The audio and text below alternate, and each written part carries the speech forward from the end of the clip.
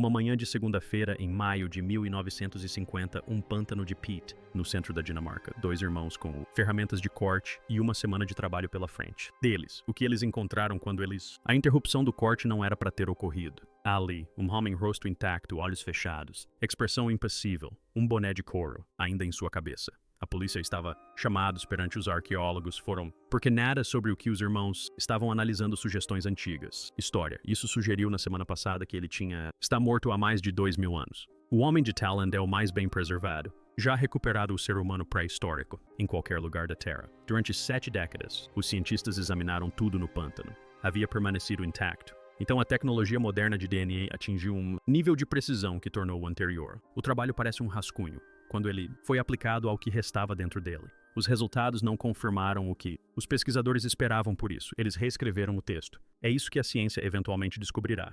Lair. A chamada foi atendida pela polícia de Silkeborg em manhã de segunda-feira, 8 de maio de 1950. Um corpo foi encontrado no pântano de Pete, em Bielskov, aproximadamente a 10 km de distância de cidade.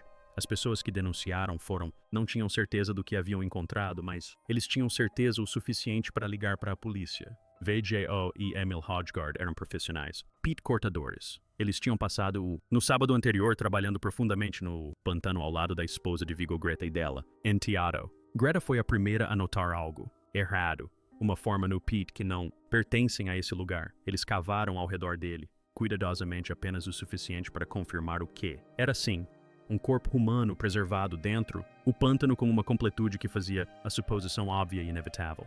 Alguém havia sido morto e colocado aqui. A corda em volta do pescoço fez isso. É quase impossível resistir à leitura. Naquela época, um menino havia desaparecido em Copenhague. A família Hodggaard temia. Eles o encontraram. A polícia chegou. Segunda-feira de manhã, o que eles encontraram complicou a teoria do assassinato imediatamente. O corpo foi enterrado a 60 metros de profundidade. A partir de solo firme abaixo de 2,5 metros de... Pete estava tranquilo. Não havia sinais de escavações recentes em qualquer lugar ao redor. Apenas a profundidade causou uma morte recente. Difícil de argumentar. As autoridades fizeram a chamada que redirecionaria toda a investigação. Isto não foi uma investigação policial. Assunto. Isso era assunto de museu. Equipe do museu local chegou no dia seguinte e confirmou suspeita, um corpo no pântano. Qual a idade? Ninguém. Poderíamos afirmar isso sem análise laboratorial. A explicação para essa incerteza reside no que Pete Boggs realmente fez com material orgânico. Musgo esfagno, planta que domina esses ambientes, produz um ácido que suprime atividade bacteriana. Combine isso com as condições anaeróbicas de áreas alagadas. Pete e o resultado é um ambiente em que a decomposição biológica diminui para quase nada. Os corpos não se decompõem. Elas esperam. A imprensa local precisava de um nome para os restos mortais não identificados. O Real, local onde o corpo foi encontrado, improvável em qualquer manchete. O arqueólogo P.V. Glob resolveu o problema. Ao nomear o corpo em homenagem a Talland, pequena vila próxima onde fica o Hodggaard, a família vivia. O mundo foi apresentado para o homem de Talland. Corpos de pântano não eram um novo fenômeno na Dinamarca. O Elling, a mulher havia sido recuperada apenas 12 anos antes. Anteriormente a uma curta distância do mesmo, local. Em toda a Europa do Norte, dezenas de descobertas semelhantes haviam se acumulado ao longo do século anterior. A ciência da preservação de turfeiras era entendido. O que não foi compreendido, o que ninguém que já havia trabalhado com corpos em pântanos antes, preparado para era a condição disto. Seu nariz manteve a forma. As pálpebras não haviam colapsado para dentro do órbitas. As rugas em sua testa estavam visíveis. Seu cabelo estava presente. Os mínimos vestígios de barba por fazer permaneceram em sua mandíbula. Outros corpos do pântano, até mesmo os bem preservados, pareciam o que eram. Restos antigos, tecido mumificado esticado ao longo do esqueleto reconhecidamente humano, mas inequivocamente morto há muito tempo. O homem de Talland não tinha essa aparência. Ele parecia um homem que havia se deitado no Pete na tarde anterior e ainda não havia sido perturbado. Esse era o detalhe que chamou a atenção de todos que viram ele. Não acorda não a profundidade, o rosto. O problema era imediato e não há solução estabelecida. Uma amostra em essa condição já havia sido removido com sucesso de um pântano. Todas as tentativas anteriores de extrair o corpo intacto do pântano havia envolvido um compromisso, dano ou o tipo de dano irreversível, deterioração que resulta da mudança. Algo antigo em um ambiente já não está equipada para sobreviver. Exposição ao ar livre. Mudanças em temperatura manusear, qualquer um deles pode. Iniciar um processo de deterioração que 2000 anos de Pete haviam mantido a situação sob controle.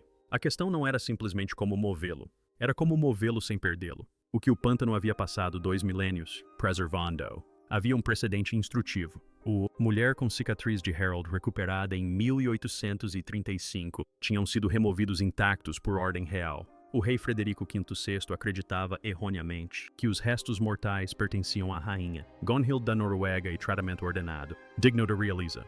A consequência acidental daquele real. A identificação errônea foi cuidadosa. Preservação. Até o ano 2000, quando cientistas a reexaminaram usando tecnologia indisponível em 1835, eles ainda poderiam determinar o conteúdo. Do estômago dela, Amorasi, painço sem casca. Ela tinha vivido aproximadamente 1500 anos antes da rainha que ela era, confundido com, mas o pântano havia contido o detalhe de sua última refeição naquele, toda a extensão. O homem de Toland foi movido, sem que ninguém o tocasse diretamente. Funcionários do museu e os irmãos Hodgard escavaram em volta do corpo até que ele se sentasse, elevado em uma plataforma de Pete. Uma caixa de transporte foi construída ao redor dele. Primeiro as laterais são colocadas, depois as tábuas, inseridos um a um por baixo para formar a base, depois a tampa foi fixada. Ele chegou ao Museu Nacional em Copenhague ainda envolta no mesmo Pete que o cercava desde a Idade do Ferro. O exame que se seguiu foi trabalhoso. Pete foi removido fragmento por fragmento para evitar danos. O que é isso? Revelado confirmou o inicial. Avaliação e complicações adicionais. A cabeça era extraordinária, o corpo não. Uniformemente, o lado esquerdo que tinha, voltado para cima no pântano, tinha parcialmente decompostos. Os braços e as mãos estavam, em grande parte, esqueletizado. O lado direito o rosto havia se saído consideravelmente melhor. Pele intacta em quase toda a sua superfície. Na cabeça um boné de couro, 8 peças. De peles de ovelha costuradas juntas, a pele virada. Para dentro 2 tiras de queixo para mantê-lo no lugar. Em volta da cintura um cinto de couro de boi. De resto nada. A ausência. A questão das roupas foi explicada pelo pântano. Química. Uma túnica de fibra vegetal aí, peça de roupa mais provável para um homem dele. Não teria sobrevivido em um ambiente ácido. O couro sim, a tampa. E o cinto estavam lá porque era de couro. Persiste. O resto se dissolveu. A morte da Agatha foi estabelecida através do dentes, aderências cranianas e sinais precoces, de costocondrite, explicando a maior rapidez biológica e envelhecimento do período. A estimativa estabeleceu-se entre 30 e 40 anos. Mídia 161 centímetros na escavação, sendo mais alta em vida antes de Pete comprimir. Os raios-x mostraram que o interior havia resistido, quase tão bem quanto o exterior. Órgãos. Presente achatado pela pressão, mas presente. Cérebro intacto reduzido pela perda de umidade. Mas estruturalmente está lá, depois o estômago. Foram recuperados 250 mililitros de conteúdo. Um mingau de cevada, linhaça, erva de bicho, aveia e uma planta chamada ouro do prazer. Sua última refeição, consumida entre 12 e 24 horas antes de sua morte. Um arqueólogo britânico a reconstruiu posteriormente para um programa da BBC.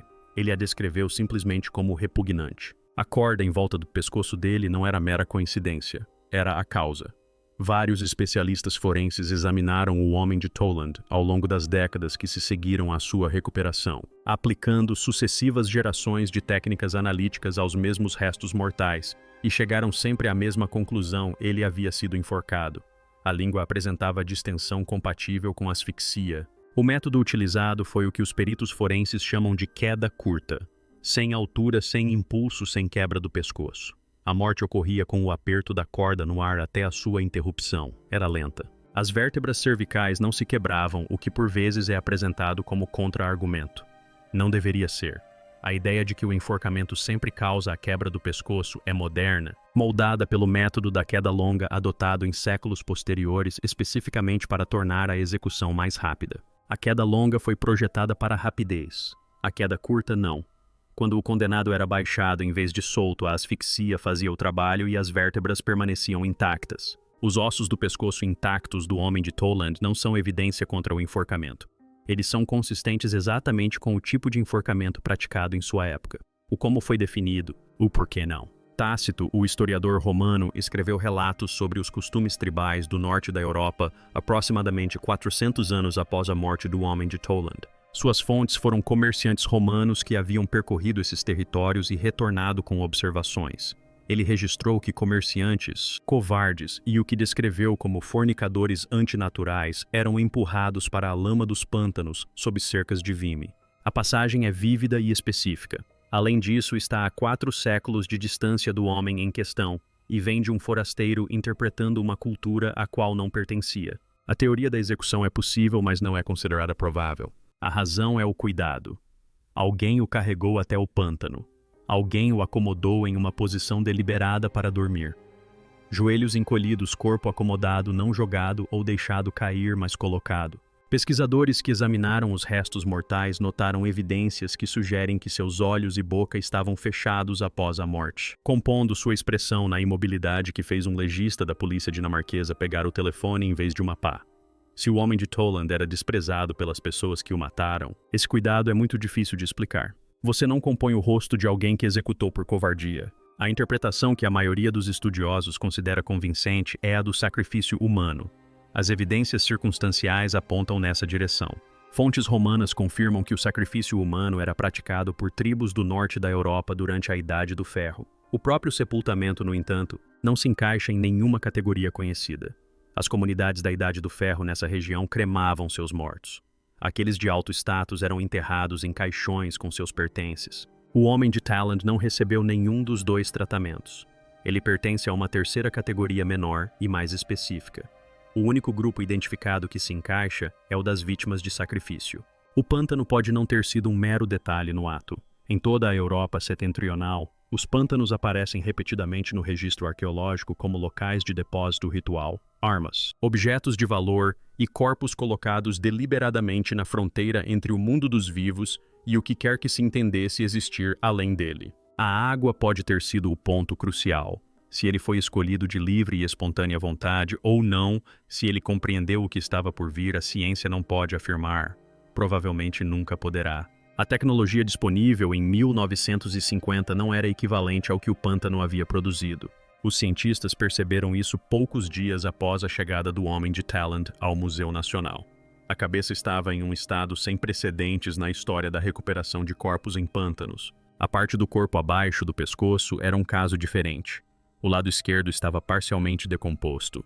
Os membros estavam em grande parte esqueletizados. E a integridade estrutural que tornava o rosto tão extraordinário não se estendia uniformemente ao resto dos restos mortais. Uma decisão foi tomada. Não podiam salvar tudo. Salvariam o que era insubstituível. A cabeça seria preservada, o resto seria utilizado. Um novo método de preservação foi desenvolvido especificamente para o homem de Toland, pois nenhuma técnica existente havia sido testada em material nessas condições, ou com essa importância.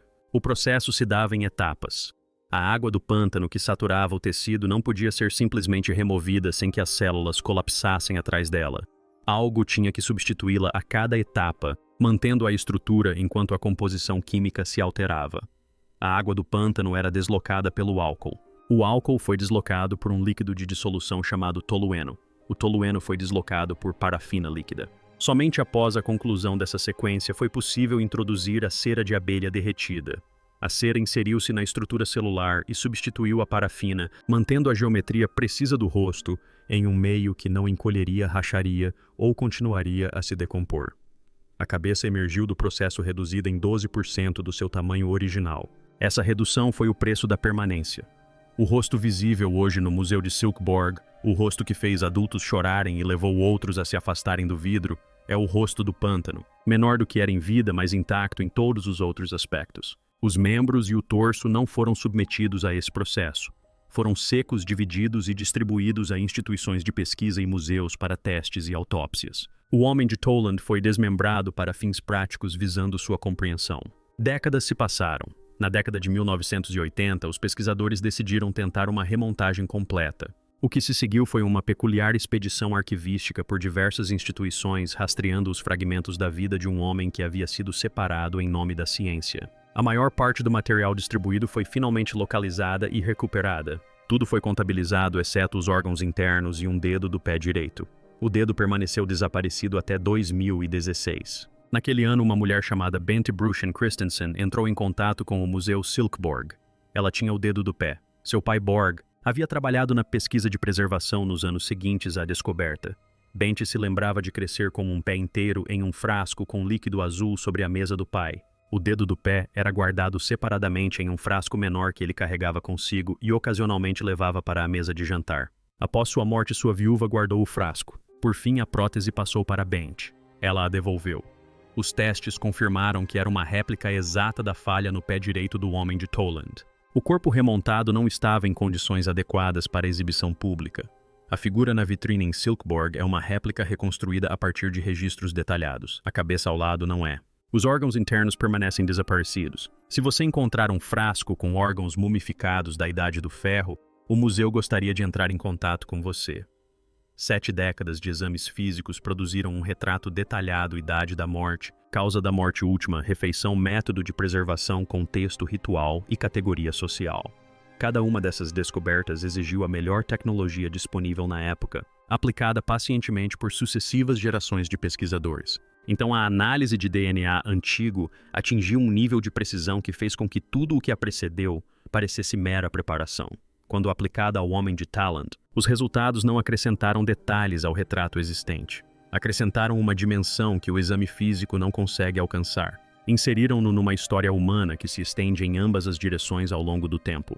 Extrair sequências genéticas utilizáveis de um espécime encharcado de 2.400 anos não é tarefa simples. Umidade e atividade microbiana e a simples ação química do tempo degradam o DNA implacavelmente. As mesmas condições do pântano que preservaram o rosto atuaram contra o material genético dentro das células. O que tornou a recuperação possível foi a qualidade da preservação do tecido em nível microscópico. Onde a arquitetura celular permanece íntegra, ainda há algo com que trabalhar. A preservação excepcional do homem de Toland se estendeu o suficiente para que os pesquisadores pudessem isolar sequências humanas antigas e distingui-las da contaminação ambiental que invalida tantas tentativas de recuperação de DNA antigo. O que essas sequências revelaram começa com a ancestralidade. O homem de Toland traça suas origens genéticas a populações que migraram para a Escandinávia vindas da estepe pôntica, a vasta região de pradarias ao norte do Mar Negro durante a Idade do Bronze. Esse foi o terceiro grande movimento populacional a remodelar a Europa após a Era do Gelo. O primeiro foi o dos caçadores-coletores originais. O segundo foi o dos agricultores neolíticos que se espalharam a partir da Anatólia. O terceiro foi o dos migrantes pastores do leste que atravessaram o continente e se misturaram com o que encontraram. Na Idade do Ferro, sua assinatura genética dominava o norte da Europa. O homem de Toland a carrega claramente. Ele não descende dos primeiros escandinavos. Ele era produto de uma migração que já havia remodelado o continente séculos antes de seu nascimento. Seu perfil físico emergiu das sequências com uma especificidade que a química do pântano havia obscurecido. O pântano deixou seu cabelo vermelho. Era o ácido. Seus marcadores genéticos indicam que sua coloração natural provavelmente era mais clara, o que está de acordo com a mudança populacional que trouxe pigmentação reduzida para o norte e oeste da Europa, com a migração gradual. Seus olhos provavelmente eram claros. O rosto que cativou todos os visitantes de Silkeborg era em vida bem diferente da figura bronzeada e escurecida que o processo de preservação produziu. Uma lápide em particular tinha um significado especial. O homem de Toland possuía a variante genética da persistência da lactase, a capacidade de digerir leite além da infância. Essa característica se espalhou pela Europa com os migrantes escalonados e agora é comum em populações do norte da Europa.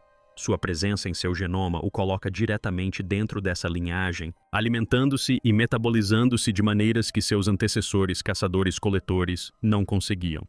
Marcadores de suscetibilidade a doenças também foram identificados, incluindo predisposições genéticas a condições que permanecem presentes em taxas elevadas nas populações escandinavas modernas. A ligação entre o seu genoma e as pessoas que vivem perto do pântano hoje não é metafórica, é mensurável. As sequências foram comparadas com outras amostras genéticas da Idade do Ferro da Dinamarca. O homem de Toland não era uma exceção, ele era representativo. Seu DNA não é o perfil de um estranho ou de uma anomalia, é o perfil de seu povo, e seu povo se tornou assim ao longo das gerações que sucederam os dinamarqueses. O DNA não resolveu a questão de por que ele morreu. Essa questão permanece onde sempre esteve no território entre a evidência e a inferência, povoado por historiadores romanos que escreveram 4 séculos tarde demais e por padrões arqueológicos que apontam em uma direção sem chegar a um destino. O que o DNA resolveu foi a questão de quem ele era. Não seu nome, não seu papel, não as circunstâncias específicas da manhã em que o levaram até a água, mas seu lugar na história da humanidade. Essa é uma resposta diferente e, em alguns aspectos, mais duradoura. Ele era um ser humano plenamente moderno, geneticamente indistinguível em qualquer sentido biológico relevante, de uma pessoa viva hoje na mesma região. As mesmas migrações ancestrais já haviam sido concluídas. A mesma arquitetura cognitiva básica estava presente. A persistência da lactase, que permite a um DNA contemporâneo beber leite sem consequências, estava presente em seu genoma. As predisposições a doenças que aparecem nas estatísticas médicas escandinavas modernas estavam presentes em seu genoma. A distância entre sua biologia e a nossa não é o vasto abismo primitivo que a expressão idade do ferro implica. É insignificante. Ele era como nós, só que usando o mesmo hardware 2.400 anos atrás. Sua última refeição reforça essa interpretação: cevada, linhaça, grãos cultivados, sementes de variedades de plantas cultivadas. Isso não era coleta. Isso era agricultura organizada e deliberada, produzindo uma dieta que exigia plantio-cultivo, colheita e processamento antes de chegar ao estômago do homem que a consumia de 12 a 24 horas antes de sua morte. A sociedade que produziu o homem de Talent já operava em um nível de organização agrícola e social que o termo primitivo não abrange. Sua morte, qualquer que tenha sido a causa, não foi caótica. As evidências que a cercam descrevem uma estrutura. A corda foi aplicada com conhecimento de seus efeitos. Ele foi levado para um local específico, um pântano que pode ter tido significado ritual para a comunidade que o utilizava. Foi colocado com cuidado em uma posição que transmite a mensagem, até agora, como um gesto deliberado de serenidade e não de descarte. Seu gorro foi mantido na cabeça e seus olhos foram fechados. Após o ato, alguém se preocupou com os detalhes de como ele seria encontrado, como mentiria, ou o que levaria consigo, seja lá o que acontecesse em seguida. Esse não é o comportamento de pessoas sem sistemas de crenças. É o comportamento de pessoas cujos sistemas de crenças eram organizados o suficiente para exigir cerimônias, para atribuir significado a corpos d'água específicos, para distinguir entre os mortos que foram cremados, os mortos que foram enterrados com seus pertences e os mortos que foram entregues ao pântano. As categorias existiam. O homem de Taleng foi colocado em uma delas intencionalmente. O DNA o conecta adiante. As sequências que percorrem seu genoma também percorrem a população que vive hoje perto da casa de Bielskov. Ele não é o remanescente de um povo desaparecido. Ele é um ancestral de um povo contínuo. O pântano preservou o corpo. A ciência leu a biologia. Juntas, elas produziram algo que 7 décadas de exame físico por si só não conseguiram. Não apenas um rosto do passado, mas uma posição em uma linhagem. Um homem que já está em todos os sentidos biológicos relevantes, vivendo nos tempos modernos dentro de um mundo que já era, em todos os sentidos sociais que as evidências comprovam, organizado. A corda em volta do pescoço dele é o mistério. Todo o resto é reconhecível. Retorne ao rosto. O rosto que fez um legista dinamarquês pegar o telefone antes mesmo de terminar de examinar o que estava vendo. O rosto que já paralisou visitantes de museus, levou adultos às lágrimas e fez outros simplesmente desviarem o olhar. O pântano o manteve intacto por 2.400 anos, enquanto o mundo acima dele se transformava a ponto de ficar irreconhecível. O DNA não o tornou mais notável, tornou-o mais específico. Isso o colocou dentro de uma migração, dentro de uma linhagem, dentro de um povo que já cultivava a terra, se organizava e realizava rituais elaborados o suficiente para exigir cerimônia, intenção e cuidado com o que acontecia após a morte. Ele não estava à beira de algo que eventualmente se tornaria a civilização humana. Ele já estava lá dentro. O pântano preservou o rosto. A ciência leu o que estava por trás dele. O que ambas revelaram não foi um homem primitivo de um mundo irreconhecível, era um homem deste mundo.